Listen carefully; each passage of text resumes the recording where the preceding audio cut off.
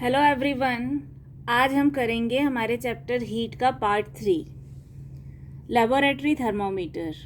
How do we measure the temperature of other objects? For this purpose there are other thermometers. One such thermometer is known as the laboratory thermometer. The teacher will show you this thermometer.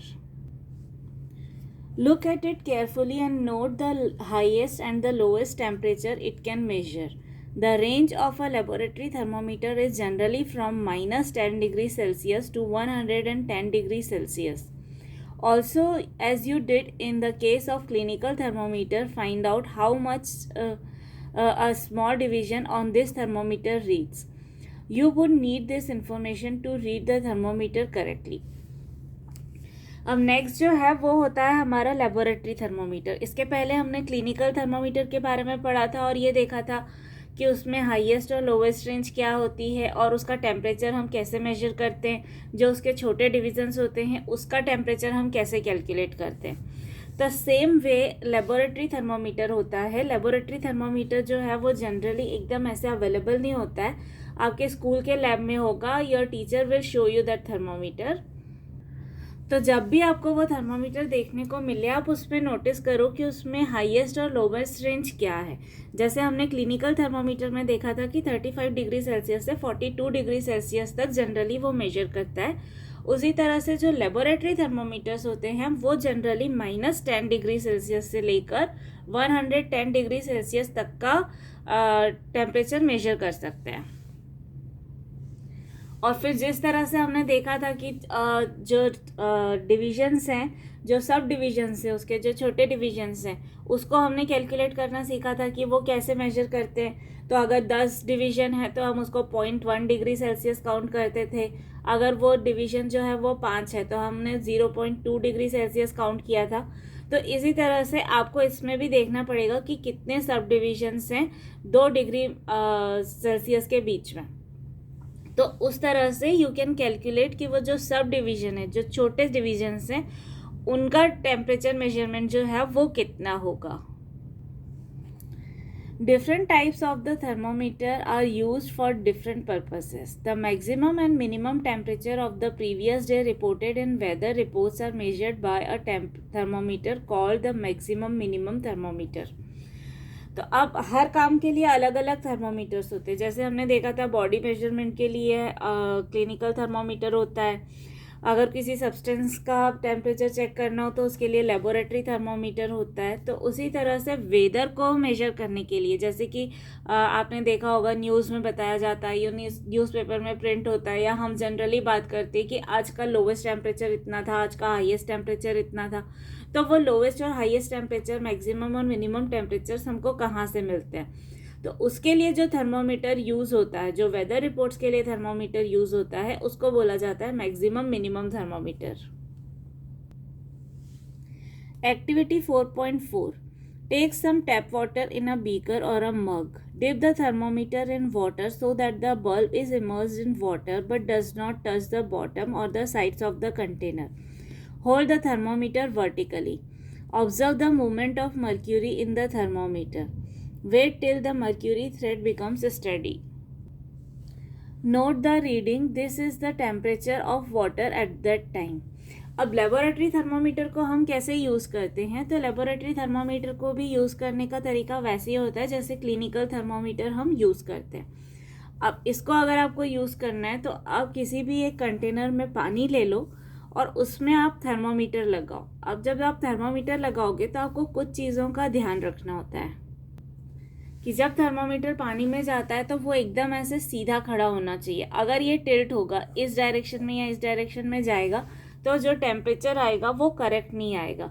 दूसरी चीज़ जो आपको ध्यान रखनी है वो ये रखनी है कि ये थर्मोमीटर जो है कभी भी आपके कंटेनर के एंड तक नहीं जाना चाहिए. दैट इज़ उसके नीचे तक पूरा टच नहीं करना चाहिए. वो कहीं आपको वाटर में उसको होल्ड करना चाहिए. जैसे ही आप थर्मोमीटर को इस तरह से पकड़ोगे तो यहाँ बल्ब में जो मर्क्यूरी होगा वो ऊपर जाने लगेगा. तो वो आपको बताएगा कि इसका टेम्परेचर कितना है. तो जब वो ऊपर जाने लगेगा, उसको वो कहाँ तक जा रहा है आप उसको देखो. किसी एक पॉइंट पर जाकर वो रुक जाएगा और जिस पॉइंट पर जाकर वो रुकेगा वो होगा हमारे वाटर का टेम्परेचर का measurement. Compare the temperature of water recorded by each student in the class. Are there any variations in the readings? Discuss the possible reasons. अब आप जैसे ये एक्सपेरिमेंट करोगे, आपकी क्लास के सारे बच्चे ये एक्सपेरिमेंट करेंगे, सारे लोग चेक करेंगे कि वाटर का टेम्परेचर क्या है. तो आपने वाटर जो है वो सेम टैप से लिया है, आप सेम लेबोरेटरी थर्मोमीटर यूज़ कर रहे हो, तो क्या वाटर की रीडिंग हमेशा सेम आएगी? दैट इज़ जो टेम्परेचर आएगा क्या वो हमेशा सेम आएगा? और अगर उसमें डिफरेंस आया है, जब आप ऑब्जर्व करोगे तो उसमें वेरिएशन आया होगा, तो वो वेरिएशन के क्या रीजंस हो सकते हैं? कि हमने वाटर भी सेम यूज़ किया है, हमने थर्मोमीटर भी सेम यूज़ किया है, स्टिल जो टेम्परेचर की रीडिंग है वो सब में अलग अलग, भले वो स्लाइट वेरिएशन है लेकिन वो वेरिएशन क्यों आता है? Activity 4.5. Take some hot water in a beaker or a mug. Dip the thermometer in water. Wait till the mercury thread becomes steady and note the temperature. Now take out the thermometer from water. Observe carefully what happens now. Do you notice that as soon as you take the thermometer out of water, the level of mercury begins to fall? This means that the temperature must be red while the thermometer is in water.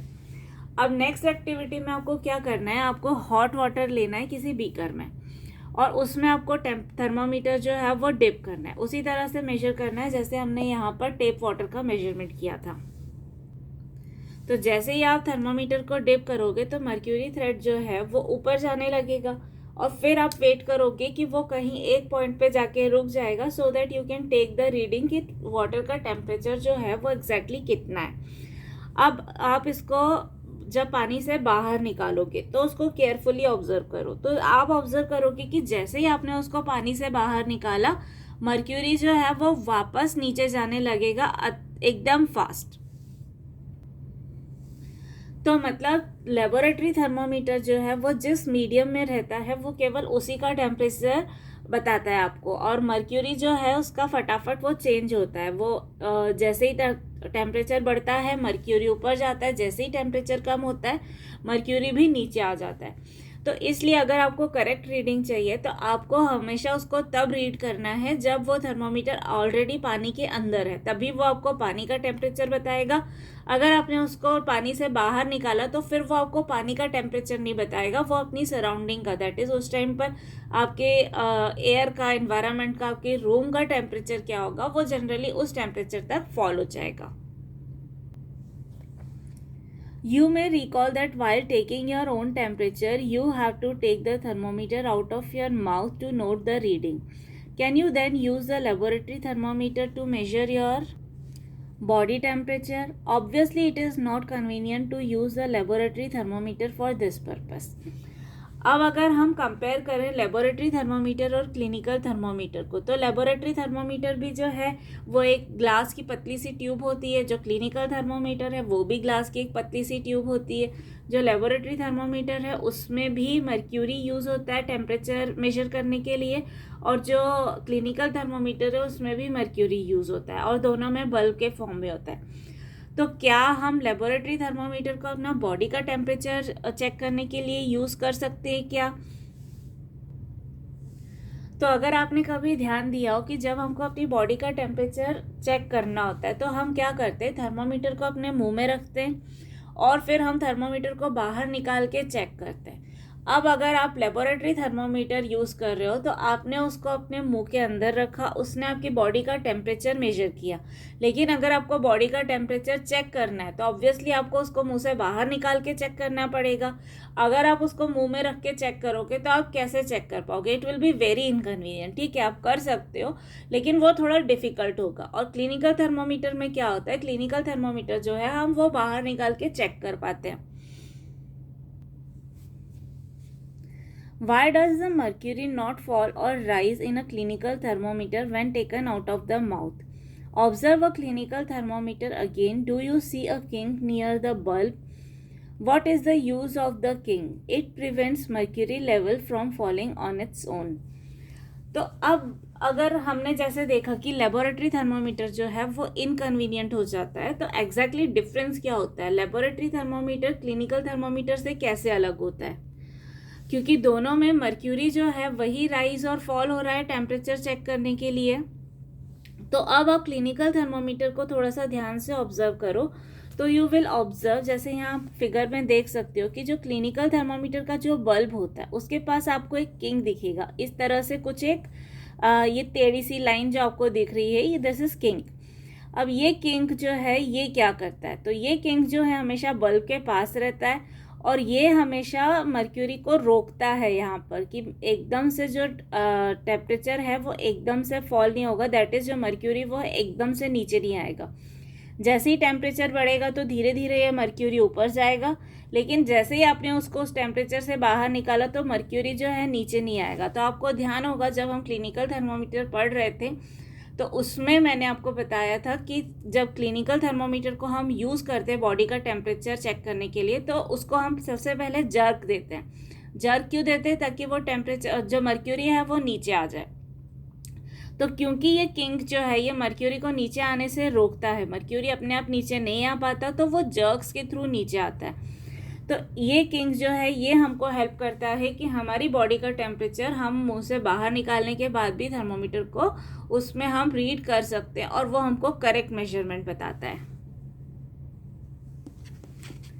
There is a lot of concern over the use of mercury in thermometers. Mercury is a toxic substance and is very difficult to dispose of it.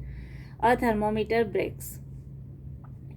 These days, digital thermometers are available which do not use mercury. तो अब एक concern ये भी आता है कि जो clinical thermometer है उसमें जब मर्क्यूरी यूज़ हो रहा होता है तो सबको ये कंसर्न होता था कि इसको डिस्पोज कैसे करें। मान लो अगर कभी थर्मोमीटर टूट जाता है तो मर्क्यूरी को डिस्पोज करना इज़ द टास्क। और जो मर्क्यूरी होता है वो एक टॉक्सिक सब्सटेंस होता है, दैट इज़ वो जहरीला पदार्थ होता है। तो अगर किसी के मुंह में सब, मान लो कोई बच्चा है और उसने थर्मोमीटर को दांत लगा दिया और थर्मोमीटर टूट गया तो मर्क्यूरी जो है उसके अंदर चला जाएगा और बच्चे की जान भी जा सकती है। तो अब इन चीज़ों को कैसे प्रिवेंट किया जाए, तो फिर डिजिटल थर्मोमीटर जो है उनको इन्वेंट किया गया। और ये डिजिटल थर्मोमीटर जो होते हैं ये आपने देखा भी होगा कि आजकल हम ऐसे थर्मोमीटर्स यूज़ करने लगे या इन थर्मोमीटर्स में मर्क्यूरी नहीं होता है। यहाँ पर ये आपको टेम्परेचर की रीडिंग एग्जैक्टली यहाँ पर लिख कर बताता है कि कितना टेम्परेचर है इस टाइम बॉडी का। So this was the part 3 of our chapter heat. If you have any doubt or query, you can ask me in the comment box below. Also check the description box for the links of other parts of this chapter and also other chapters. Thank you everyone.